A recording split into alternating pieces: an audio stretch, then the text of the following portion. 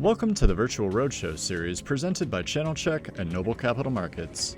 Of the 6,000 small and micro-cap companies listed on Channelchek, today we're featuring InPlay Oil, TSX ticker symbol IPO, OCTQX ticker symbol IPOOF. Research coverage of InPlay Oil is provided by Noble Capital Markets. Noble is a FINRA-licensed SEC-registered broker-dealer. All Noble research is available on Channelchek. Following the formal presentation, Michael Heim, Noble's Senior Research Analyst covering InPlay Oil, will ask our presenter a selection of the questions received during the broadcast. And now, here is Doug Bartole, CEO of InPlay Oil, to make the presentation. Doug, take it away. Thank you very much. Well, welcome everybody. Good morning. I guess here on the western side of the continent, or afternoon, Central and Eastern time. So we've had some great developments here in the last 3-4 months, which we finally closed. First and foremost, it took a little bit longer to close the loan, which was key to us coming back to presenting and putting out forward guidance. With that said, we did close that. It took a little longer. We had to cancel a few times, so I apologize for that. But now we're well on our way, and I'm very pleased to talk to you about our story here today. So let's just jump right in. Investment highlights. So who are we? It's been a while since we presented, and February to be exact. But you know what? We're a very technically focused, strong management team operating a sound junior light oil growth company in a challenging environment while providing top-tier production growth within our adjusted funds flow. We are positioned in two very exciting plays in the Western Canadian Sedimentary Basin. Our main play, the highly economic Cardium light oil play, and we also have a long-term shale play in the East Basin Duvernay. We've been consistently top-tier organic growth on the light oil side amongst our peers within funds flow, pre-COVID. 2019, we grew 7% over 2018, even though we reduced our capital budget 11% from the initial forecast due to lower commodity prices, still showing that growth and living within funds flow. In 2018, we grew 17% over 2017. Operations, we're adding production and we're adding reserves very, very efficiently. So we're providing that growth. I think this is a key moving forward as our industry has fundamentally changed forever. The access to debt and the access to equity has basically dried up right now. But in the meantime, it probably never returns to the levels that it was prior. We need to live within our means, just like everybody does within their own households. But we added reserves on a proved developed producing basis in 2019 at just under $14 a barrel. We're adding production all in at 18,000 a flowing barrel in 2019, and that's pretty much our 3-year average as well. COVID-19 pandemic hit. It led to unprecedented decreases in oil prices as a result of world oil demand destruction. InPlay reacted quickly and effectively on all our controllable options in March 2020. We immediately halted the 2020 capital program after the first quarter. We did a thorough review of all of our operations. We were curtailing and shutting in uneconomic production. We eliminated all workovers. We eliminated operating and corporate costs that we could. We received reductions all in of 25 to 30%, which we imagine will still be 10 to 15% as we get into higher cost pressures due to some increase in activities. And we aggressively pursued government assistance programs that resulted in about $27 million of liquidity to us. So, continuing on the investment highlights theme and the road to recovery, which I believe we're well on. The first piece was getting liquidity to help with our sustainability. And we were the first Canadian oil and gas exploration and production company to receive financing from the Business Development Bank of Canada, which provided us with a $25 million second lien 4-year term credit facility. Term is the key here. These are also done at great interest rates. For a small company our size to get a second lien loan, it'd be very difficult not to get this somewhere in the double digits, probably 12 to 15% range. We are more in the 6 to 7% range on this 4-year term loan. So it's a great piece of business that we worked very, very hard for as a team to accomplish.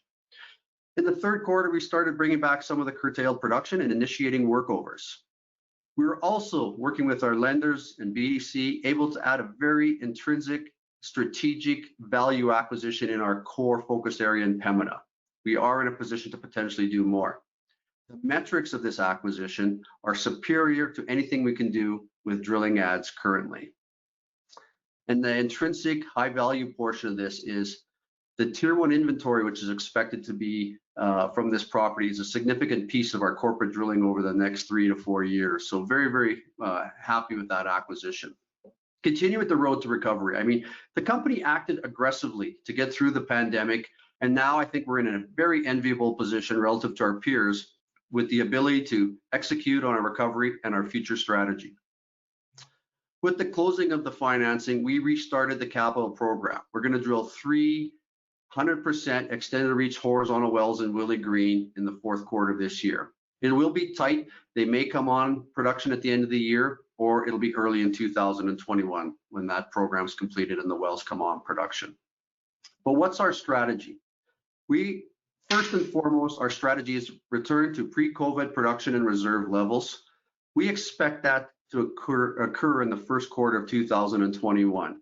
And then to provide further growth and free cash flow into an expected commodity price recovery, which many people are expecting it to get better in the second half of 21 and moving into 2022. Really quickly, our corporate overview, we're going to do about 4,000 BOEs a day, 68% light oil and liquids.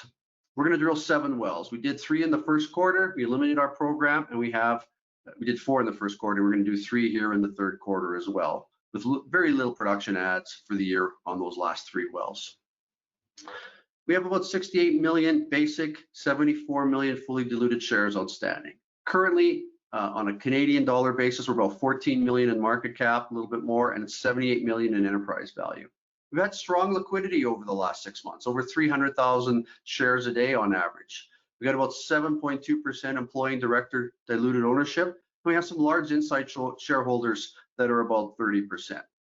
We exited the third quarter at 61.1 million drawn on our credits facility, on our first lien facility, with net debt of 64 million.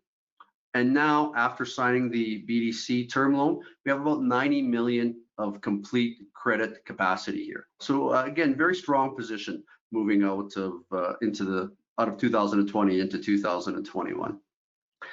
Management directors. We've been together since the beginning. We're a very strong, technical, focused, value-creating management team. Lots of engineers and geologists within that group. When you take a look at the board of directors, same thing. Very experienced industry board. We have 30% of our shareholders are represented on that board, so strong link to shareholders with board membership. Nothing's changed here. Again, strong leadership team. They've stuck together here for a while. We got lawyers, geologists of a solid Canadian company, and an accountant as well, covering all the bases here. All those bios are in the back of our presentation that you've received, or also on our website. So we've been consistently one of the top tier organic light oil growth producers in Western Canada. You can see in the chart our production growth since 2016. Solid growth across the board. Even though we sold 250 barrels in 2018, again, we had another solid year of growth going into 19. The blue squares and the black line is our production growth per million shares outstanding. So again, per share growth, very, very solid, which is important in the long haul. Same thing with our reserves, consistently growing our reserves through the years. Our PDP reserves in green, so proved developed producing, that's our straight blowdown case. Proven, adding a certain amount of undeveloped, risk undeveloped locations, and proved plus probable, a little higher risk undeveloped locations. So continually adding reserves in all 3 categories consistently. So don't take my word for it. There's a couple of pieces that were put out early in the year prior to the demand destruction and the pricing collapse. But National Bank put out a chart, a couple of pieces of information, we charted it here. Our 2019 growth over 2018 was the top of this peer group, as you can see in red on the bottom left. And they predicted in 2020 over 2019, again, we were going to be at the top of the peer group for production growth. So just again, solid growth. This is pretty much all being done within the funds flow at the commodity prices at that time. Reserves, it's about a year old now. We'll have new reserves in March, but a couple of keys there. The reserve life index, long reserve life, 4.8 years on approved developed producing basis, working its way to 15 years on approved plus probable basis. And then efficiencies, our finding, development, and acquisition costs, the costs to add reserves, barrels of oil equivalent in the ground. You could see our total proved numbers of 8 and our proved plus probables about $8 per barrel, and our proved developed producing about 14. And on the right, we have it against a group of our peers that we pulled out of public disclosure in the spring. So we are significantly better on the finding costs of our peers and our recycle ratios. Recycle ratios are basically your finding and development is actually your net back divided by your finding development cost. So it's oil field ratio. And what we're saying here, for every $1 of capital invested on a proven and approved plus probable basis, we're getting over 2 times return on that investment. In fact, we're 2.9 times on a proven probable basis in 2019. Again, we took some of this information from publicly disclosed press releases, annual information forms in the spring here. But basically, we got it charted again, a bunch of our peers in our light oil weighted peers, and you can see on a proved developed producing basis, InPlay oil, our finding costs, we were $13.98. That's in the yellow compared against the blue and the orange.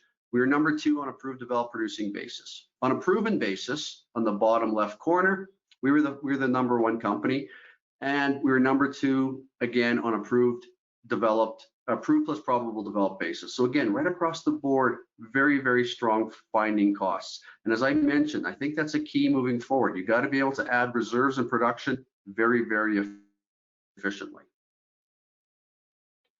Environmental leadership. We've been decreasing our greenhouse gas emissions significantly. You can see in 2017, we reduced it 12% or 18 over 17, and then 25% 19 over 18. Because of the curtailments and the shut-ins, it wasn't quite as big in 2020, but we hope to continue to reduce that going into 21 and beyond. We've done things like added a capital investment, putting a vapor recovery unit at one of our built batteries. This was reducing about 463,000 cubes a day of vented gas volume since 2019.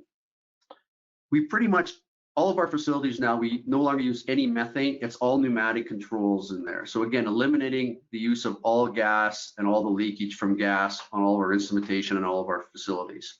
We got a very rigorous pipeline integrity program to mitigate risk of the environment. Visual inspections are being performed, drone looks, and once a year in certain areas we do a helicopter flyby. So again, minimizing as much risks as possible. Increasing our asset retirement obligation, resulting in increased reduction to license liability rating. So you can see on the bottom, the green is our ARO spend since 2017. The purple line is that spend against our funds flow. So you can see in the last few years, we're spending 4.5% to 5% of our funds flow on ARO reductions. And then the blue line is our ARO spend reductions versus our inactive liability. So that's in that 2.5% to 3% range. We did obtain some money from the Alberta government site rehabilitation program. We expect to see some additional grants as we move forward. We began a pilot project in 2019 using recycled water and frac operations. 10% of the injected water was being recycled. We're also very happy that we have no reportable spills or lost time accidents during both 2019 and 20. So we're a focused light oil producer. We are in Alberta. Most of our production comes from the Cardium. It's 83%. Pemera and Williston Green is about a 2.5-hour drive northwest of Calgary, where our head office is. The East Basin Duvernay plays an hour and a half to the northeast of where we operate. You can see in our little production chart where the production is in certain areas. We have 2019 production where we did 5,000 BOEs a day. 2020 with the curtailments and everything else, about 4,000. When I talk about quickly getting back to pre-COVID levels, I'm talking about 2019 levels. We expect to be at 5,000 barrels or very close to 5,000 BOEs a day in the first quarter of 2021.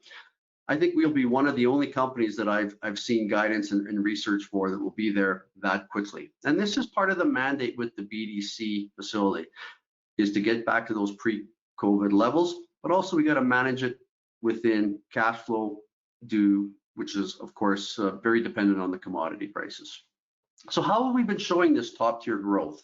You can see from our last year's reserve report that we've got really strong proved developed producing or very low declines, 26% in 20, going down to 17% in 21.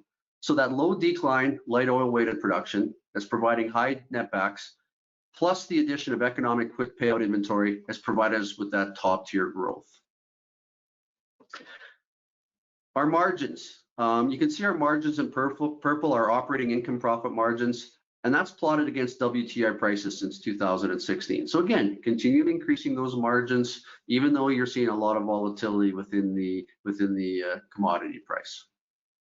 Williston Green, this has been a really focused area for us for the last few years. We've been consistently drilling industry pace setter 1.5 mile horizontal wells, and these wells have been exceeding our forecasted type curves, our volumes. In 19, we drilled 8 gross, 4.8 net wells in Williston Green, horizontal wells. In the first quarter, we drilled 1 horizontal well here, and we of course started the drilling of 3 horizontal wells about a week and a half ago, and then we hope to get on prior to year end or early into 2021. And I'm happy to say we have actually hit a new record on drilling our first extended reach horizontal well. We're at 7.8 days, where our future one, where our previous ones were 9.1 days was our best to date. So again, it's interesting. Sometimes you have a little bit of time off, you get to rethink, you get to regroup, put everything together, and we're pretty pleased with how it's come out of the first well on this 3-well pad. We've got lots of upside locations. We are continually optimizing our completion technology. We're leaders in that space. Our drilling operations, as you see, that we continue to drill some of the fastest wells. And of course, time is money, so that's very important. Let's look at the economics of the Williston Green Cardium wells. We've got 1 mile wells in the blue type curve to the right, starts out just under 400 barrels of oil a day, and you can see the declines over the first year. The orange is the 1.5 mile well. 2.3 million to drill the 1 mile well, 3.1 million for the 1.5 mile well. You can see there's an increase of recovery in both of those cases, or an increase. There's potential EUR recovery of 240 to 320,000 barrels of oil equivalent. Let's jump into the type curves on or the economics on the bottom. $40 WTI. The exchange rate about 72 cents Canadian. On a 1 mile basis, we get about 1.7 years payout. We get about 49% internal rate of return for a half cycle, drill, complete, equip, and tie in. So really strong economics even at these low levels. On a 1.5 mile, 1.1 year payout, 99% internal rate of return. You can see the break-even costs here. $27 WTI for the 1 mile well and $22 WTI for the 2 mile wells. So very economic reserves with all the structural changes and costs that have occurred so far in 2019. 20, I mean. Pemera. Same thing. We've been drilling the fastest 1 mile horizontal wells in Pemera, and again, our actual results have been exceeding our forecasted volumes. We drilled in the fourth quarter of 19, 3 100% wells, and we also drilled in the first quarter of 2020, 3 100% wells. We've got lots of locations here. You can see this is the biggest pool, light oil conventional pool in Western Canada. The blue is where we just recently added our latest acquisition. In the middle here on the left, you can see the last 6 wells we drilled in Pemera. And you can see the production versus our forecasted type curve. The dips that you see there were when we curtailed production through the second quarter and into the third quarter. But most of that production is now back online, and it's quite easy to see how much they've been exceeding our forecasted type curves. Again, economics are in the middle, 1.7 million for a 1 mile well, 2.3 million for a 1.5 mile well, and the type curves, 1.5 in orange and 1 in blue on the far right.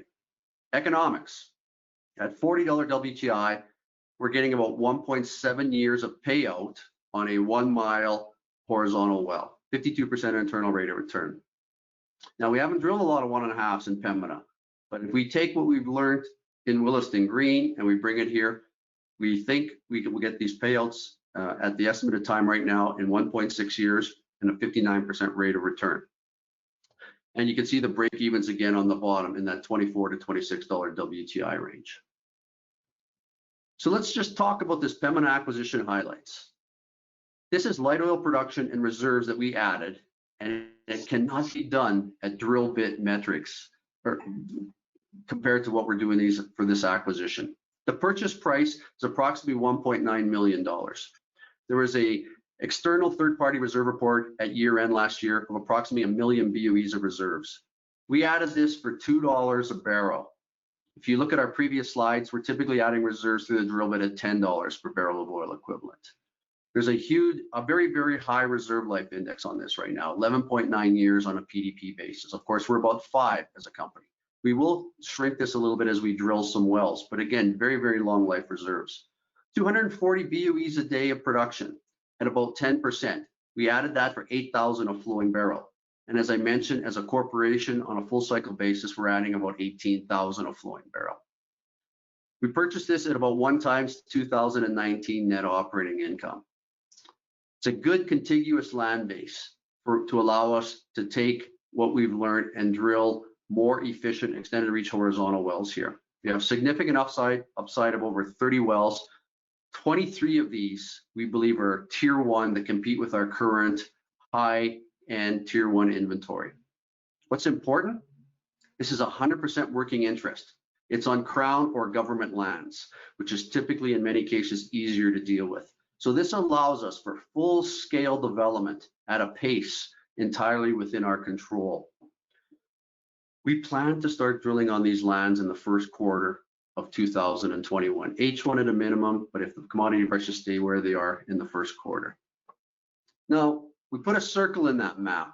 There's 3 1-mile wells in that northwest corner of our acquired lands. Well 2 and well 3 are significantly above our Pemera 1-mile type curves. So those type curves are cumulative oil on the left-hand side against days on the bottom.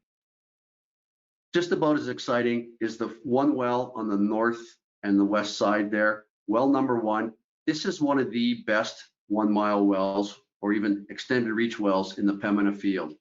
The expected ultimate recoverable reserves is 385,000 barrels of oil and 540,000 barrels of oil equivalent. So again, significantly more than anything we forecast in our type curve. So we're very, very excited. We have started drilling pace setter wells in Pemera. These are the 33 fastest 1-mile wells drilled in Pemera. InPlay oil, you can see our emblem here. We have the three fastest wells ever drilled in Pemera at 1 mile. We have 5 of the top 9 fastest wells ever drilled. And we have 6 because we have 1 outlier that was a long reach, a long bend in that well in the top 33. Again, time is money. Capital efficiency is going to be a very strong key moving forward, and that's all the things that we're focused on. East Basin Duvernay light oil shale play.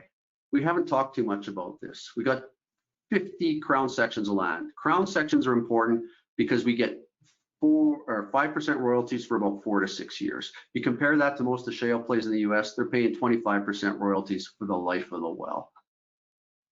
Lots of oil in place here, lots of potential locations. We're in the Huxley area. You can see our land base there in yellow. So those squares are a section, 640 acres, a square mile by a square mile.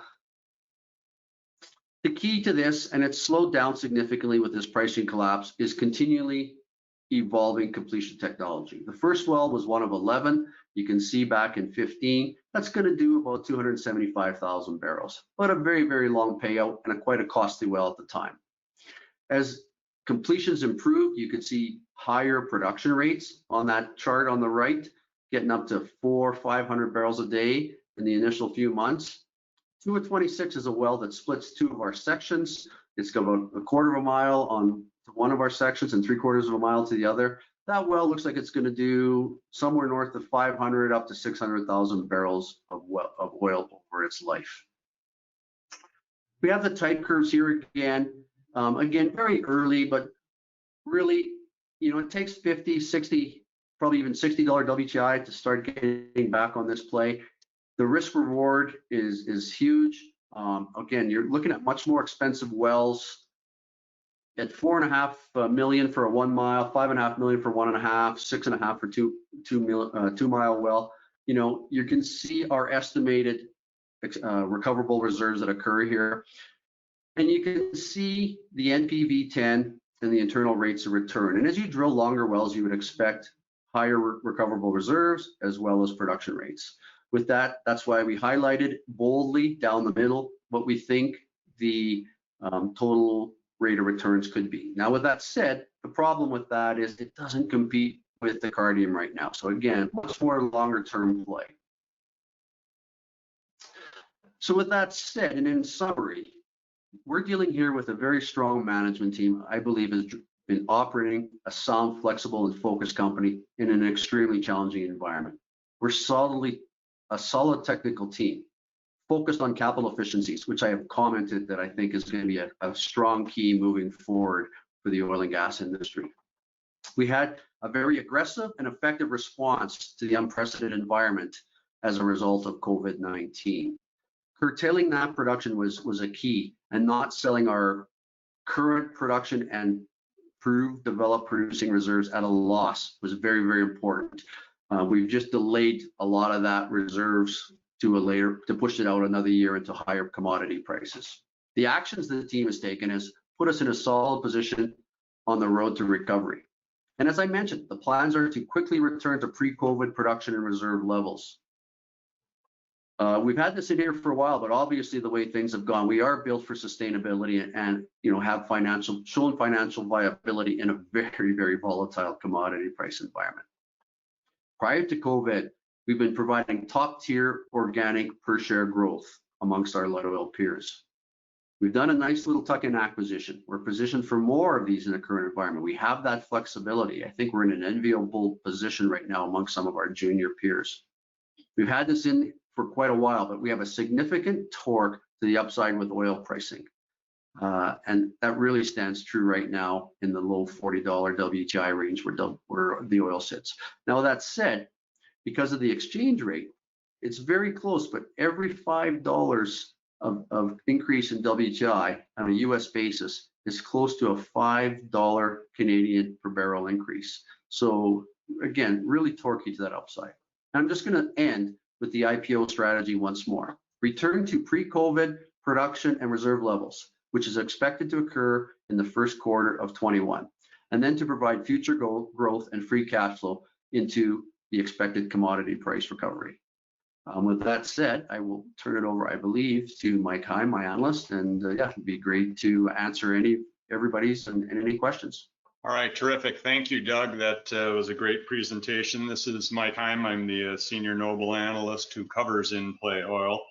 And I'm going to ask a handful of questions from both the audience and myself. I'm going to start out with talking about the cost structure. And you had several slides that kind of talked about how your your F&D costs are low and your production costs are low as well.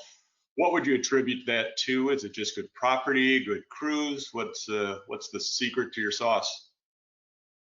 Yeah, I mean, across the board, the cost structures are solid, and part of it is being very, very focused in the areas that we work in.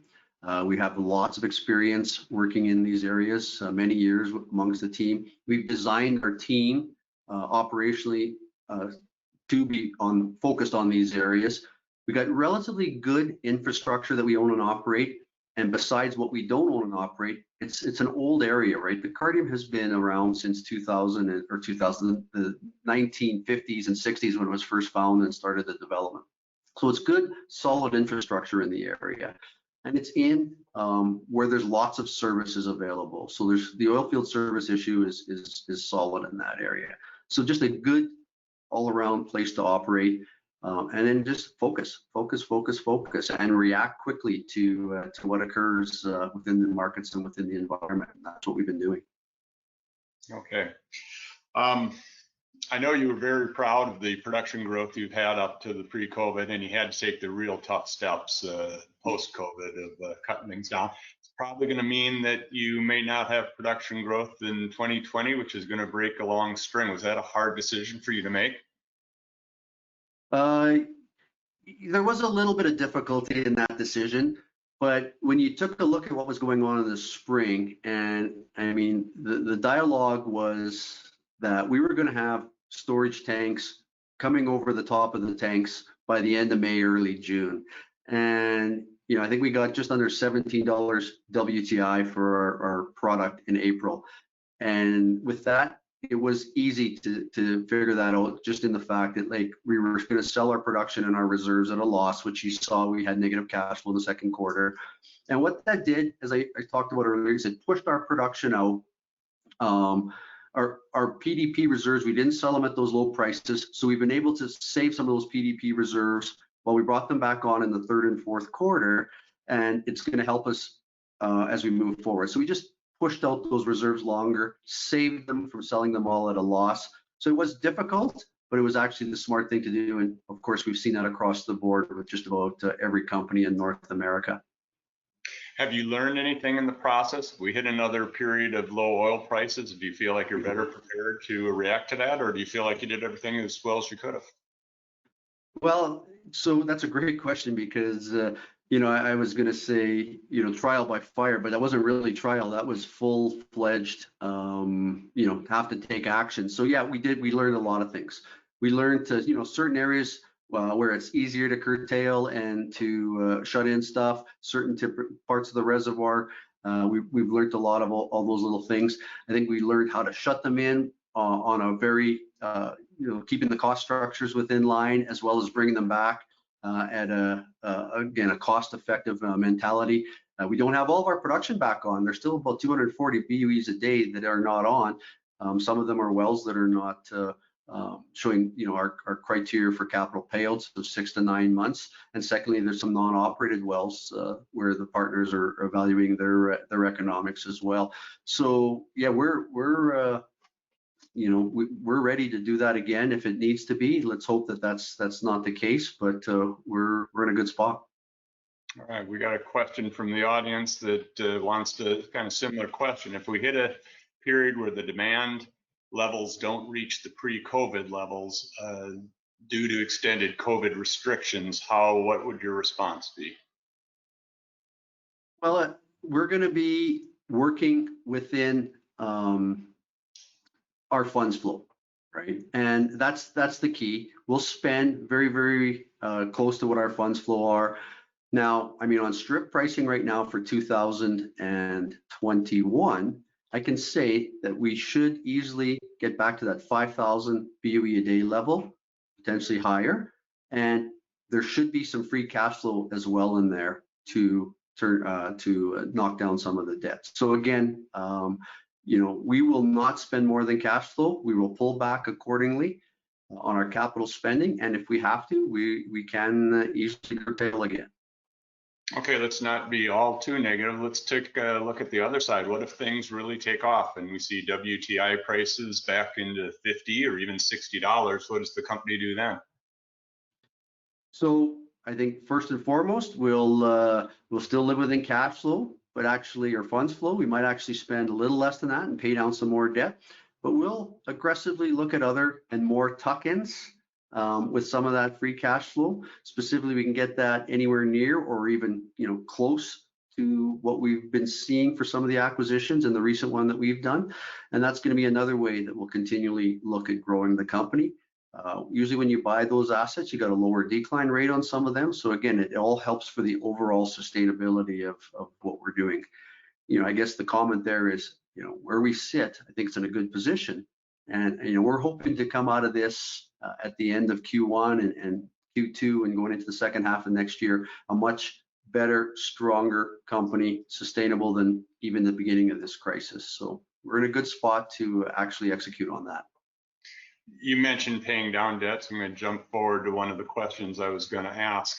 With this new credit facility, obviously that helps out your liquidity tremendously. But do you view that as more of a short-term reaction to what's going on, or do you see yourself? Maybe the way to ask the question is, how comfortable are you with your debt levels in this type of energy price environment? Yeah, so good question, Mike. So we're sitting here with, right now, 25 million of room, basically. We're going to go a little higher debt in the short term to get our production levels back up on our proved developed producing reserves back up. That's a key to helping with your reserve-based lending line that you develop. So we go up a little bit before we start paying it down. That's a strategy that we've known was going to happen. That's been shared with all of our lenders, including BDC. And they've approved that strategy and to go forward with providing that loan. But yeah, you don't want to use up all your liquidity. You got to maintain some flexibility there. I think that's kind of the other piece of the puzzle. Like, you got to stay financially flexible. And again, with that 4-year term facility, that puts us in a really, really strong position as a junior company, and we are extremely torquey to the upside here. You mentioned the importance of staying within your cash flow, and third quarter was easy because you weren't doing any drilling. You were within your free cash flow. What does the fourth quarter look like now that you're drilling again? Yeah, and the fourth quarter, again, as I mentioned, we're going to increase our debt coming out at the end of the year, and we're going to get very little value from due to the timing of the production coming on. So we're going to get very little cash flow from the capital we're spending. So like I said, we'll increase our debt going into the end of the year. And then into the first quarter, we're working on that forecast right now. But with these 3 wells coming on, and even with a small program of up to a couple wells in the first quarter, that's where I believe we're in a very strong position to get back to that 5,000 pre-COVID 2019 levels, and then also in a good spot going into the first quarter at the end of our reserve season.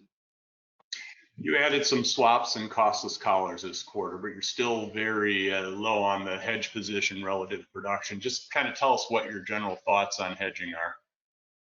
Yeah, and I mean, for this quarter we've also, I think we're, give or take, for the first half of next year, we're about 30%, with 35% in the first quarter, because again, trying to make sure that the new flush production from any wells is covered. I think that's in that $42, $43 a barrel range. We're looking at, we're going to continually add short-term hedges along the way. We've seen the opportunities to keep layering in these short-term hedges. It could be anywhere from 1 to kind of 3 quarters out, the way we see it right now. And the feeling on that is, we want to protect the capital programs that we're starting with. And secondly, it helps with the lending along the way. They do like that because typically their price decks are lower than the futures price. And then thirdly, we don't want to go too far, because even going up to continually over 45, but anywhere between $50 and $60, which I think many people are expecting that to occur. We want to be able to be exposed to that upside, and that actually helps us get into a much stronger liquidity and sustainability position, and a lot quicker with that sort of strategy. You talked about the acquisition, and even said if pricing and cash flow is better, you'd be open to making more tuck-in acquisitions. What about the other side of things? Do you have any properties that you would ever consider selling that are maybe not as strategic? We do. I think, again, they're probably what we would consider lower quality properties. So they're typically not getting the best bids right now. Maybe that will change. But the easy answer to that question is there is small properties that have that criteria. You've described InPlay as a junior energy company several times. If we kind of look 5-10 years out, could you see it be trying to grow to be a more major, or do you kind of like being the smaller, more flexible, high growth type of company? Yeah, and again, good question. I mean, honestly, I would like us to get bigger, quicker. I'm not saying a major at this point. It's a little big. and even a senior, but it'd be nice to get into an intermediate level in in a reasonable pricing environment. I think that's kind of the nature of the business right now. You're seeing M&A activity being talked about. You're seeing some of it happening. Typically, it's been at the higher level, bigger companies so far, but the efficiencies that occur from the M&A, I think, are important because, as I said, our industry's fundamentally changed. And the keys are return on capital. You're hearing it from Wall Street to the oil and gas industry. No longer are you going to have the ability to use debt and equity to grow your production 200, 300% in a year, or and to spend 2-3 times your funds flow, in many cases 4 or 5 times your funds flow. That looks like those days are gone. The commentary is live within your means, show return on your capital, and free cash flow. Free cash flow is the word of the day these days, and that's important. And then with that free cash flow, you got the opportunities to pay down debt, to do more acquisitions, and to put dividends in place, or to have dividends with the free cash flow. So it gives you a lot more opportunities and abilities. But with this M&A, this is why I believe the industry's fundamentally changed, and secondly, why I believe the cost structures on the commodity pricing side will go up, because when you do this M&A, initially the production from company A and company B will be 1 + 1 = 2. But that's not long term, because that new company isn't going to spend 2 times or 1 + 1 on the capital side. They're going to spend 1 plus whatever that might equal to 1.25 or 1.5. So there's going to be less capital being spent on the majority of these plays, which in turn means, can you keep it flat? And the growth level will be much more muted over time. Okay, so you've outlined what I think is a good story, or living within your cash flow. You've got high profitability, low cost structure. We obviously had some blips with what went with oil prices post-COVID, but things are coming back. WTI prices are back above 40. You're talking about production levels getting back to pre-COVID levels by next spring. At the same time, we're talking about a stock in the mid-teens when it was at above 50 cents pre-COVID. What do you think the market needs to see to get back to where we were stock price-wise?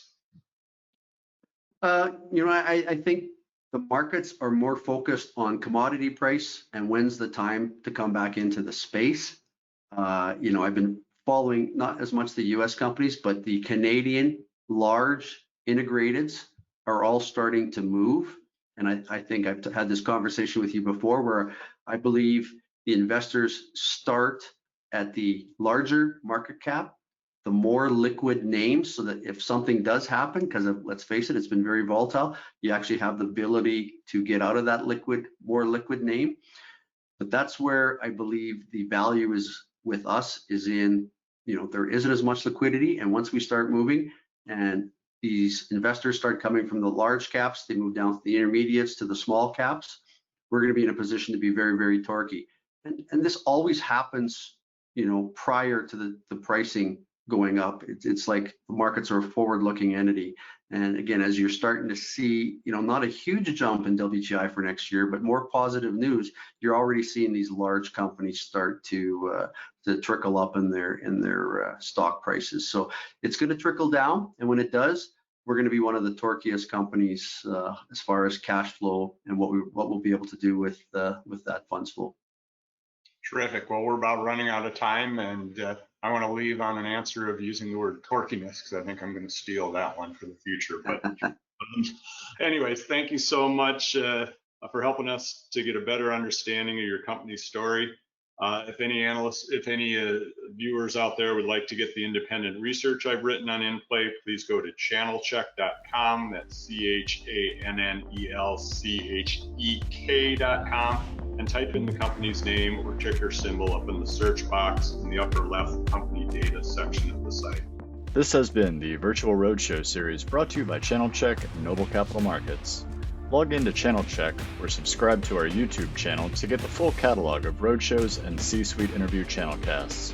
Register for Channelchek's no-cost premium content and receive notifications of new releases from both series. Thank you for joining us.